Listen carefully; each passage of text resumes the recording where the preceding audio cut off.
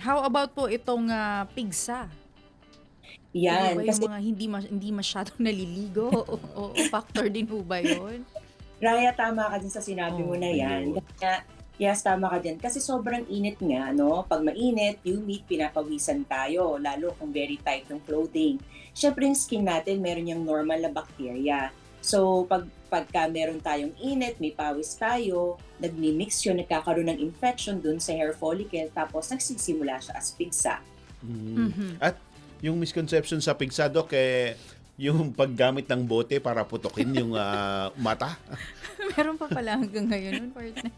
Natawa rin si Yes. Doc pero ginagawa pa po yun Oo, ngayon, Doc Yes, oo, Francis, lalo dito sa probinsya, dito sa Lipa City. Pero hindi na naman, I mean yung sa mga outer skirts tayo, meron pa rin gumagawa nun. Hmm. Iniinit nila yung bote, yung sa dulo, tapos parang ididikit lang nila, tapos puputok. Ang problema natin dyan is, baka hindi natin totally makuha, tapos lalong lumala yung infection. Ayun. Manatiling nakatutok sa Abante. Sundan kami sa aming mga social media accounts at huwag kalimutang mag-subscribe sa aming YouTube channel, DWAR Abante Radio, para sa mga eksklusibong balita.